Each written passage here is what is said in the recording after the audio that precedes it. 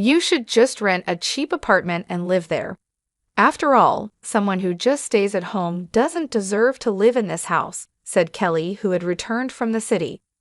She was now trying to drive me out of the house where I was living with my in-laws, planning to take my place. My in-laws don't understand working from home, and my husband, who wants the house, is siding with Kelly. Together with Kelly, my husband Eric, and my in-laws keep blaming me. Do they even realize who is paying the mortgage for this house? That's when it struck me, if I left, who would pay the $7,500 monthly mortgage? There was no reason for me to keep living with these people who made me feel so terrible. If they wanted me to leave, then I would leave.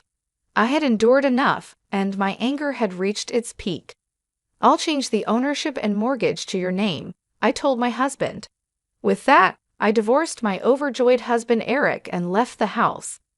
Little did they know they would soon face an unexpected situation. My name is Lauren. I used to live with my husband Eric, who is 3 years older than me. I met Eric while working at a company, but it wasn't the typical office romance. Eric worked for the cleaning company that serviced my office. When I met my husband, I had just lost both of my parents in quick succession. First, my father was diagnosed with an illness, and the doctors gave him only 4 months to live. While caring for him, my mother fell ill too, and despite her fight, they both passed away, leaving me alone.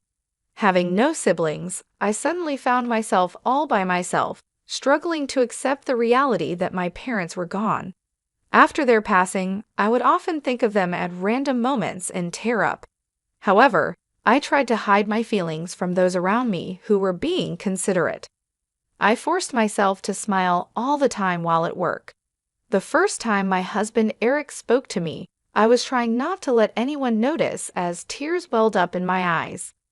I stood in the hallway during a break, staring blankly out the window, lost in thoughts of my parents. I had seen Eric at work before, and we had exchanged nods, but we had never spoken, and I didn't even know his name yet. Eric approached me as I looked out the window and asked, "Are you okay? You seem a bit down." In response to Eric's gentle inquiry, I found myself talking about my parents. Maybe it was easier because he was a stranger whose name I didn't even know. When Eric heard about my parents' passing, he sympathized, saying he was close to his own parents and could understand the loneliness. I was glad that Eric listened to my story. After that, we started having brief conversations whenever we saw each other at work. And it didn't take long before we started meeting outside of work. Soon after, we started dating. Eric introduced me to his parents. As Eric had mentioned, he seemed to have a good relationship with them. His parents, aware of my loss, were considerate and invited me to visit them anytime. I quickly grew close to my in-laws, and without a formal proposal, it naturally led to me marrying Eric. After the wedding, we rented an apartment near my in-laws and started our life together. After getting married, I quit my job and switched to a company that allowed me to work fully remotely from home. I did this considering the possibility of having children with Eric in the future. I told Eric about my career change, but it seems he didn't quite understand it. For now, he just knows that I work from home using my computer. Since my salary didn't change after switching jobs, I decided to take care of the living expenses. Eric earned less than I did, so we agreed that I would pay for our expenses while Eric would save his salary, except for what he spent on social activities. Eric didn't have any expensive hobbies, and before we married, his social expenses were mostly just dates with me or going out with friends. Eric himself said he was okay with me managing our savings, so this is how we handled our finances. Working from home was all positives for me. Above all, I was happy that I could enjoy leisurely meals with Eric when he came home. This wouldn't have been possible if I were still working at my previous company. Before marriage, I often made simple meals just for myself, but now, wanting to please Eric, I find myself wanting to cook more elaborate dishes. Our life together was peaceful, but then a few years into our marriage, something shocking happened. My in-laws' house was completely destroyed in a fire. Fortunately, my in-laws were unharmed, but they lost all their possessions and irreplaceable memories like photo albums. For a while, my in-laws stayed in our apartment, and they were deeply upset. I wanted to cheer up the two people who had helped me heal from the loss of my own parents, so I did everything I could to care for them.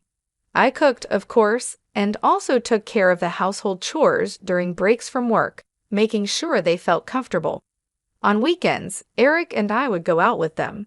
However, my in-laws felt like they were being a burden and struggled to regain their usual cheerfulness. They often mentioned that they couldn't stay with us forever and were concerned about imposing on us. So my husband Eric and I decided to build a house to live with my in-laws. Until now, my in-laws had never brought up the idea of living together, but Eric and I had been considering it. In preparation, I had been saving from my salary, separate from the savings my husband was making, thinking it was better to get a mortgage sooner rather than later. I suggested that we use this opportunity to build a house. My in-laws were delighted, and the conversation quickly came to an agreement. The house they had lived in was a charming wooden structure built by my great-grandfather. It had been fine when they were younger, but as they aged, they started experiencing various health issues. Therefore, they had many requests for the new house. Eric, too, wanted to add various features, thinking that if we were going to build it, we might as well do it right. Ultimately, the cost ended up being much higher than anticipated. Still, convincing myself that we would be living there for a long time, I agreed to build a house that met all three of their requests. I began to sense something was off around this time. Eric was excessively claiming to his parents, Rachel and Kyle, that he was the one building the house, and they were constantly thanking only him. Even though the house and the mortgage were in my name, and the down payment came from my savings, it seemed like Eric hadn't mentioned this to Rachel and Kyle at all. Because of Eric's insistent claims that it was his house, Rachel and Kyle started pressuring me to thank Eric as well. I appreciate Eric not just for the money. I paid more because I could, not because I wanted gratitude from Eric or Rachel and Kyle. However, even when Rachel and Kyle said things to me, Eric didn't stand up for me. Instead, he jokingly said, "That's right, you should be grateful to me for letting you live in a new house." I was definitely upset after hearing these falsehoods repeatedly. I understand that Eric has his pride, so I didn't ask him to tell his parents the whole truth, but I did ask him to stop making it seem like I was doing nothing. However, Eric, feeling more confident because of our new house, just wouldn't listen.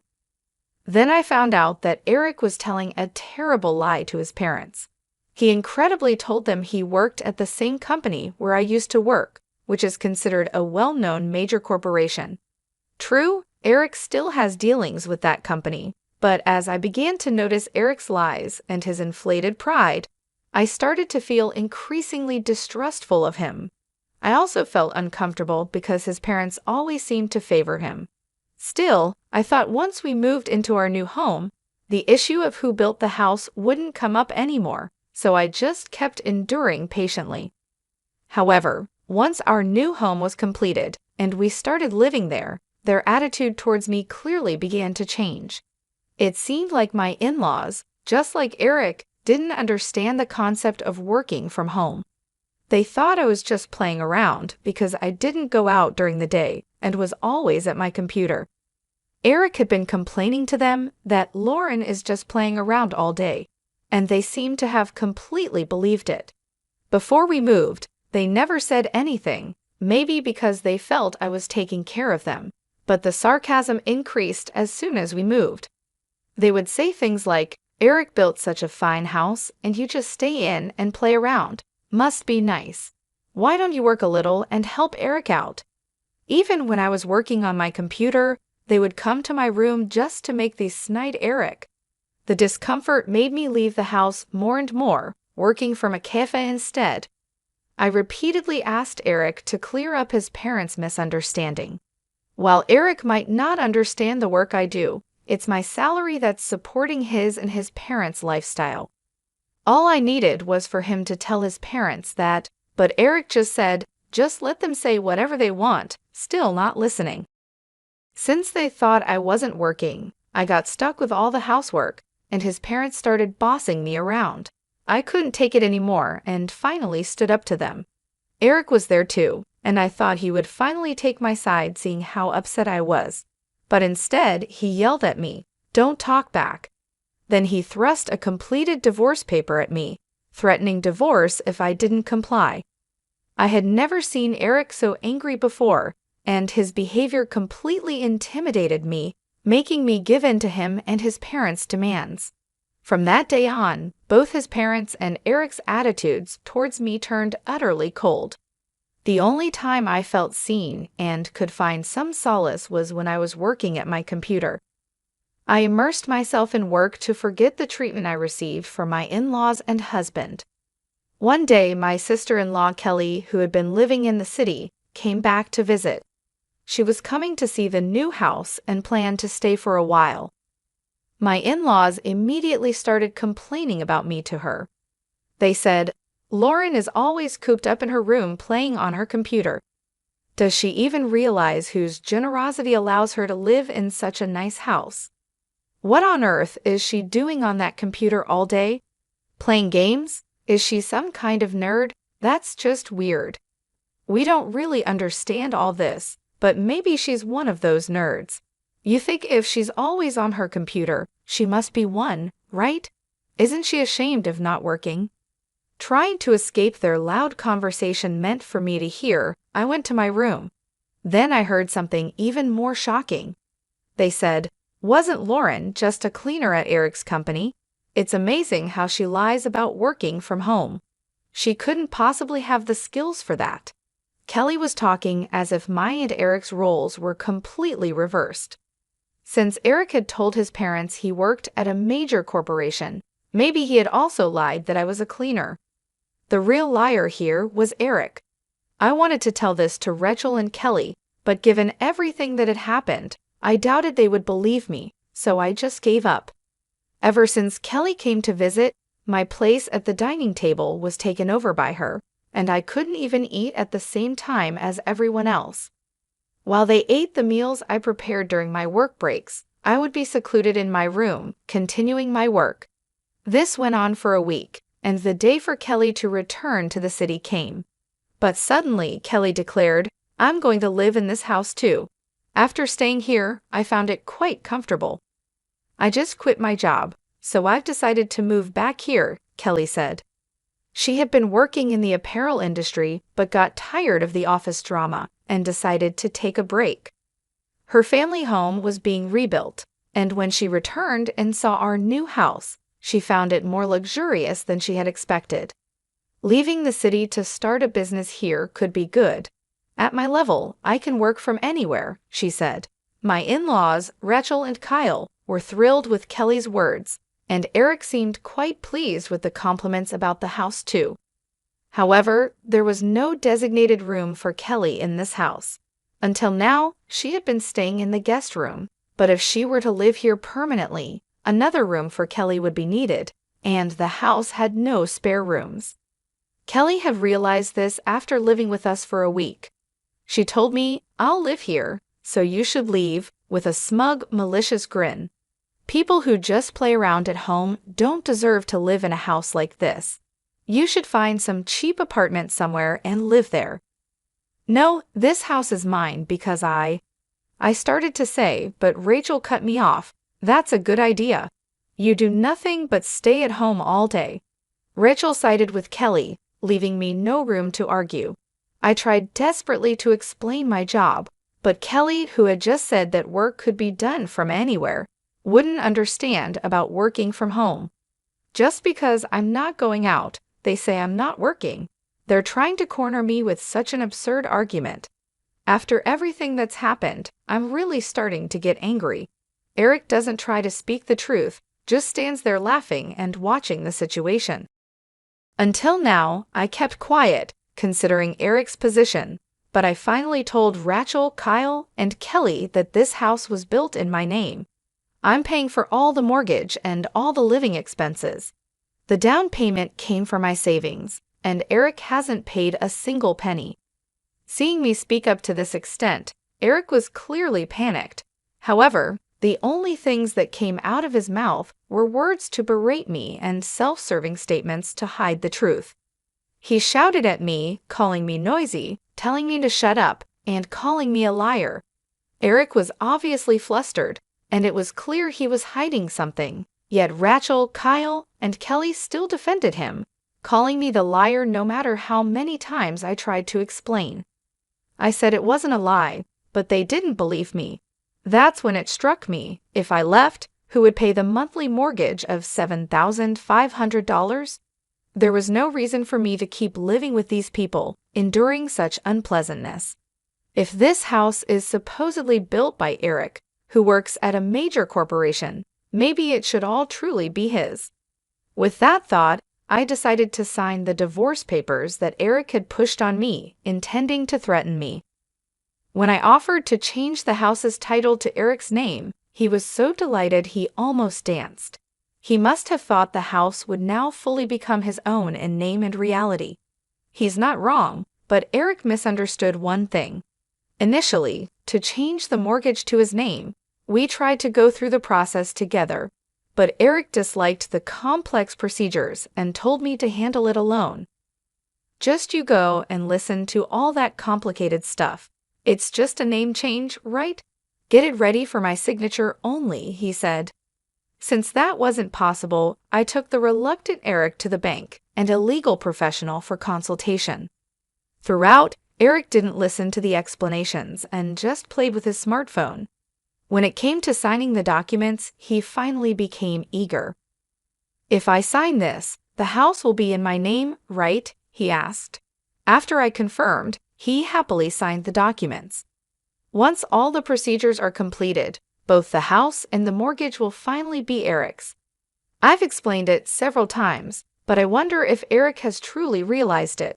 He was ecstatically reporting to Rachel, Kelly, and Kyle. Even after hearing this, how can they still believe that Eric works at a major corporation and I'm unemployed? I watched this scene with a feeling of astonishment. After changing the house and mortgage to his name, I filed for divorce. "We're going on a trip to celebrate this, so you better move out while we're gone," Eric said. Waiting for the procedures to finalize, Eric took Rachel, Kelly, and Kyle on a ridiculous divorce celebration trip. They were apparently going abroad and wouldn't be back for about 15 days. During that time, I sold all the furniture and appliances I had brought into the house and packed my belongings into the car, ready to leave while handling various procedures in parallel.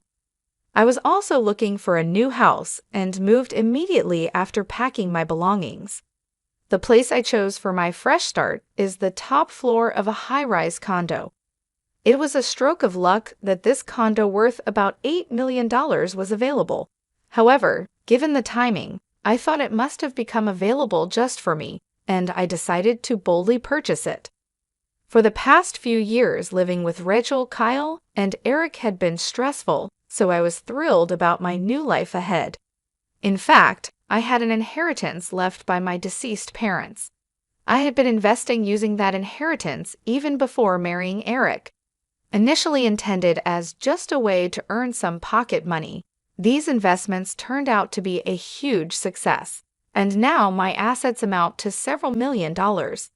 I had planned to use that money for a relaxed early retirement with Eric in the future. I had kept this asset a secret, intending to surprise Eric, but now I'm truly glad I never mentioned it. If I had told them, Rachel, Kyle, and Kelly might have joined forces to take my assets.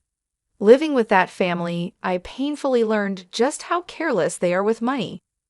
The house I lived in with Eric and his parents was decorated mainly based on their preferences, so it wasn't to my taste. With the move to the condo, I took the opportunity to create a space I love, carefully crafting the interior to my liking. Now it has become the perfect space surrounded only by things I adore.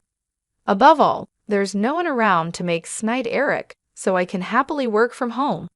Once things settle down, I'm planning to join a cooking class or yoga studio. Finally, in this enjoyable and free time, I have regained a peaceful mind for the first time in years. The call from Eric came the night they returned from their trip abroad. He must have realized that the furniture and appliances were gone upon returning home. He demanded them back, but I paid no attention. Everything was bought with my money, so it's my choice to do what I want with it. I didn't want to leave anything of mine in the house of those who had caused me so much suffering, not even the furniture and appliances. Of course, they were unnecessary for my new home. When I told Eric that I had already sold them, he still demanded I buy them back immediately. It's impossible.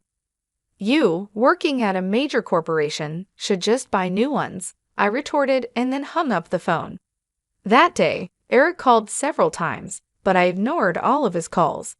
Months had passed since Eric and his family returned from their overseas trip. I had completely forgotten about my previous life and was having a great time getting along well with my neighbors. That day, I was returning from a cooking class I attended, invited by a friend who lived on the floor below. Suddenly, I received a call from Eric. Although I was suspicious, I answered, thinking there might be an issue with paperwork that needed attention. As soon as I answered, Eric shouted in a loud voice, "What is this all about?" It was just like the day they returned from their overseas trip. Wondering if there was anything else besides the furniture and appliances that could have angered my husband, I decided to listen closely. It turns out he had finally noticed the amount of the loan repayments when he opened a letter that had arrived at the house. He saw that the loan repayment amount was listed as $7,500 per month, which is why he called in a panic. "Wasn't the loan already paid off?" he exclaimed. "Of course not. The bank explained everything clearly, didn't they?" I replied. "That's impossible. I never heard about it." "With the fire insurance in your savings, why didn't you pay off the mortgage?" he shouted. "No way, that's impossible. Do you even realize how much that house was worth?" I responded. Shockingly, it seems Eric believed the mortgage was already paid off despite the bank's detailed explanation, which he had nodded to. He was apparently under a different impression. I was sitting right next to him, watching and listening, so I remember it well. Even if Eric wasn't paying attention, he had already signed the mortgage transfer, so it was too late now. Eric kept trying to find a way out of the mortgage payments, but there was nothing I could do about it. Eventually, he seemed to realize that he had no choice but to repay the loan and fell silent, seemingly frustrated. "I thought you'd be struggling to find a place to live," Eric said, clearly under the impression that I was in a dire situation. The reason Eric could freely spend his salary until now was because I was the one covering our living expenses. Even after our divorce, I have no trouble living on my own. It's too late for him to realize that he was relying on me for everything. I wondered what kind of life my pretentious ex-husband Eric had been leading these past few months with his parents, Rachel and Kyle. Most likely, they were living luxuriously, doing whatever Kelly suggested, and then he realized there was a mortgage to be paid. I wonder what Eric is going to do now, I thought, as if it were someone else's problem, since we're practically strangers now. I didn't care at all about how much trouble my ex-husband and his parents, Rachel and Kyle, were in. Seeing him so frustrated, I decided to tell him the truth. Too bad, I moved into a luxury condo with the money I made from a successful investment. While he was speechless, I hung up the phone. There were no calls from him after that, so I thought he had managed somehow. But then, out of the blue, he called again. When I answered, wondering what it was about this time, it turned out their house had been seized, and he was in a panic. In the background, I could hear the desperate voices of his parents, Rachel and Kyle, and his sister, Kelly. "What should I do? Help me, Lauren," my ex-husband pleaded desperately. A person claiming to be an enforcement officer was visiting their house, and I could hear Rachel, Kyle, and Kelly addressing the officer in the background. According to this officer, the house was about to be put up for auction, with details like the auction date and bidding period to be decided once the auctioneer was determined. After the ownership transferred, my ex-husband and his family would be evicted from the house. I thought they must have received warning letters leading up to this, but when I asked my ex-husband, he sounded confused and said they hadn't arrived. However, that couldn't be right, and after persistent questioning, he finally admitted in a small voice, maybe they did arrive. It turned out he had intentionally ignored the letters, realizing they were about loan repayments. The envelopes were already open before I saw them. I thought someone was taking care of the payments. Probably Rachel, Kyle, and Kelly thought the same as my ex-husband. Eventually, a demand for the lump sum repayment of the loan arrived, and it seems my ex-husband and his family were aware of it, but continued to ignore it, thinking someone else would pay it. And so the house was finally seized. Can't you do something now, like pay it off? You could pull everyone's savings together. There's got to be a way, he begged. I couldn't hide my frustration at my ex-husband's helpless tone. When I suggested they pool their savings to pay off the loan, all he could say was, "It's impossible." Apparently, Rachel and Kyle had squandered their savings on an extravagant overseas trip and were planning to rely on their son, who they thought worked at a big company, for their future. It was all just their assumption. Kelly, his sister, who claimed she quit her job to come back home, was actually fired for embezzling company funds.